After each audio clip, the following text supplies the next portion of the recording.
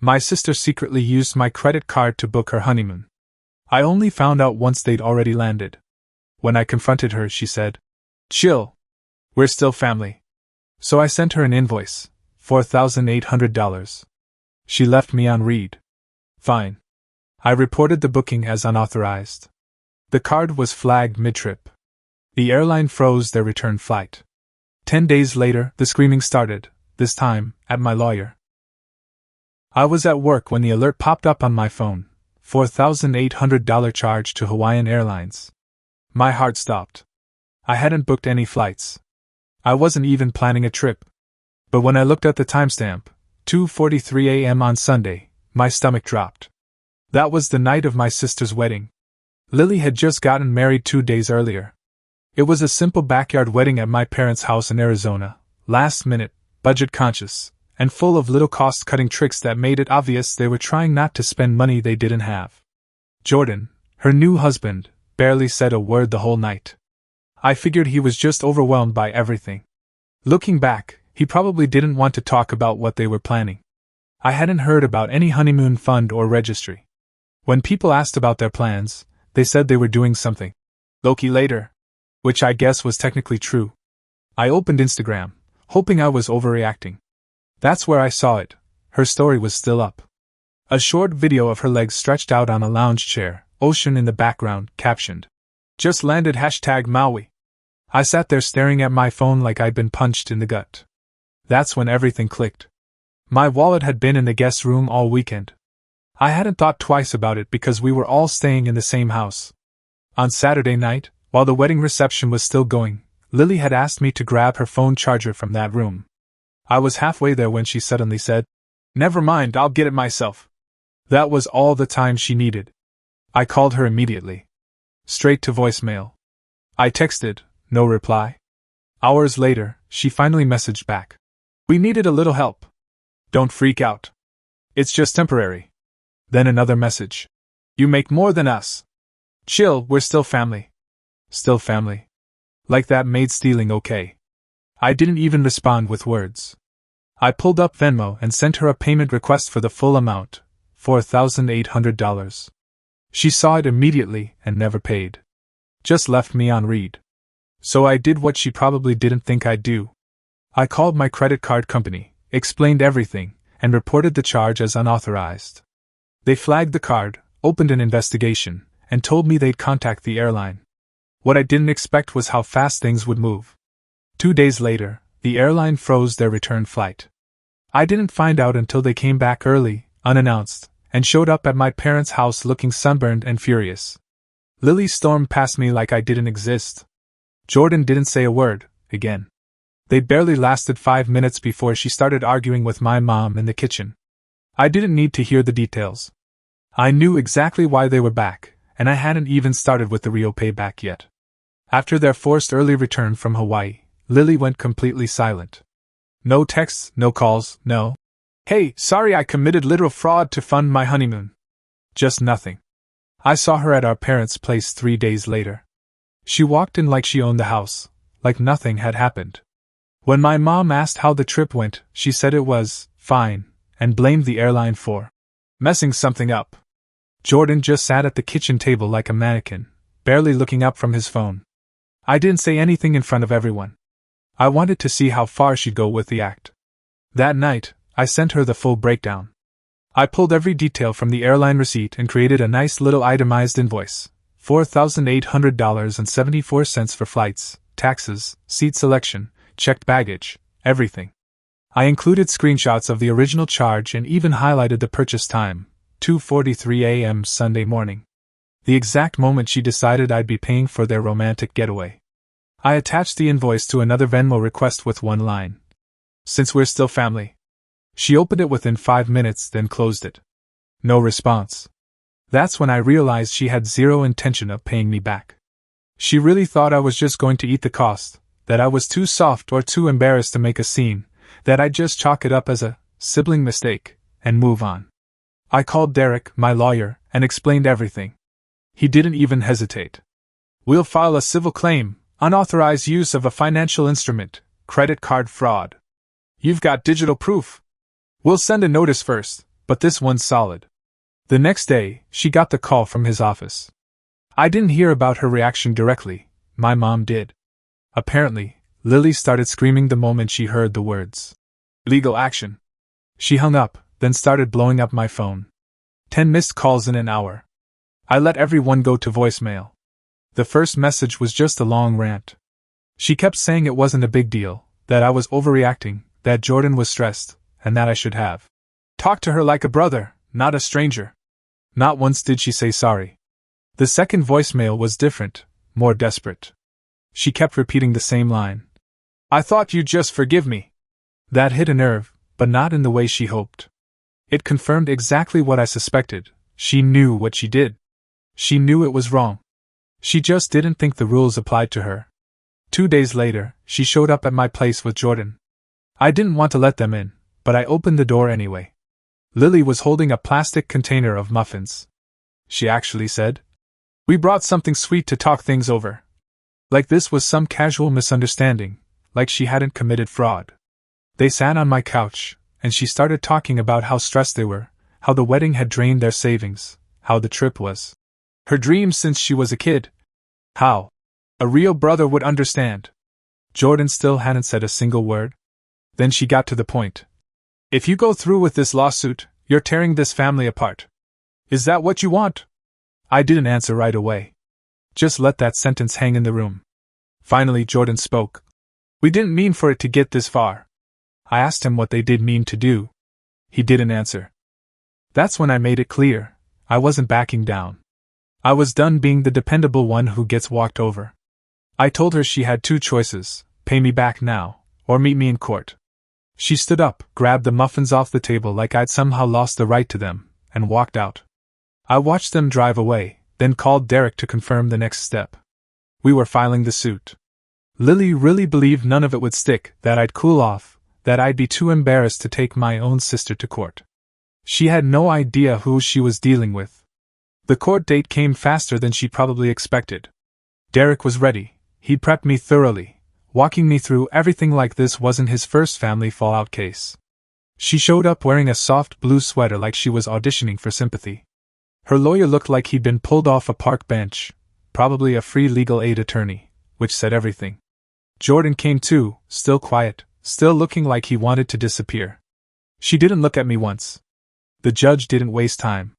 Derek laid out the sequence, my credit card being used while I was asleep in the house, the timestamp, the charge, her text acknowledging it, and her refusal to pay me back even after I asked. Her side didn't deny anything. They didn't even try. Their whole defense was basically, it wasn't that bad. He can afford it, and she was going to pay eventually. They said I was overreacting, that I was causing unnecessary stress in her marriage. They tried to make it about resentment and emotions. The judge didn't care. He ruled in my favor right there, ordered her to repay me the full $4,800 plus filing fees and interest. It came out to just over $5,000. She had 30 days to pay. After court, she brushed past me in the hallway like I didn't exist. Jordan gave me this awkward half nod like he was sorry but couldn't say anything with her right there. I didn't hear from her for a week. Then the calls started, not from Lily, but from everyone else. Apparently, she'd gone nuclear. She told our entire extended family that I had offered to pay for the honeymoon as a wedding gift, then changed my mind and tricked her with a lawsuit. She said I was jealous of her happiness, that I was bitter and lonely and always had it out for her. She painted me as this greedy, heartless monster who dragged his sister to court to make a point. And the worst part? Some of them believed her. My mom called in tears saying people were asking her, "What happened?" Asking how her son could do that to her daughter. My Aunt Mary left a voicemail calling me cold. An older cousin I barely talked to sent me a long message about how family should be more important than money. All this from people who hadn't even asked for my side of the story. Lily had turned them into her personal PR team. Meanwhile, I was sitting there with receipts, a court order, and a voicemail where she literally admitted she used my card without asking. I was ready to let them think whatever they wanted. But then I remembered something that changed the whole game. For the past year and a half, I'd been paying $700 a month toward Lily and Jordan's rent. It had started when my mom came to me quietly and said they were struggling. It wasn't even a discussion, she just asked, and I said yes. I'd been sending the money directly to their landlord every month. No praise, no thanks, just a quiet drain I tolerated out of guilt and obligation. Now I had leverage. I sent Lily a message. Either you tell the truth to everyone, or this month's rent payment is the last. She saw it but didn't respond. But I knew she got the message, because 2 days later my mom called and said Lily wanted to host a family sit-down. The text from my mom just said, Lily wants to talk at the house tomorrow night. Everyone will be here. I knew what it was, a damage control operation. Her way of trying to twist the narrative back in her favor, this time in person. She probably thought if she got everyone under one roof, she could fake some tears and shift the blame onto me again. When I walked into my parents' house, half the extended family was already there. 2 uncles, an aunt, grandma in her usual spot near the window. My parents both looked like they hadn't slept. Jordan was there too, sitting in the corner like furniture. Lily stood near the middle of the living room like she was waiting to give a speech. Nobody smiled. Nobody greeted me. I didn't sit, just leaned against the wall and waited. Lily started by thanking everyone for being there, like this was group therapy. She went on about how things got out of hand, how there was miscommunication, how she should have talked to me directly. Not once did she use the word theft. Not once did she own the fact that she deliberately used my credit card behind my back and tried to disappear to the Pacific with a piña colada in hand. She made it sound like we were having a petty sibling spat, like we were 10 years old, and needed to hug it out. Then she pulled the victim card again, said I embarrassed her, said I humiliated Jordan, said I turned a family issue into a legal attack. Everyone sat there waiting for my response. So I gave it to them. She didn't borrow money, I said. She stole it. She bought her honeymoon with my credit card and didn't even plan to tell me until I found out. When I asked for it back, she ignored me. So yeah, I took her to court. No one said anything. Then I turned to my parents and added, by the way, that rent I've been helping with, that stops this month. I'm done. That one landed hard. You could feel the shift in the room. My mom's face changed. My dad leaned forward like he'd heard wrong.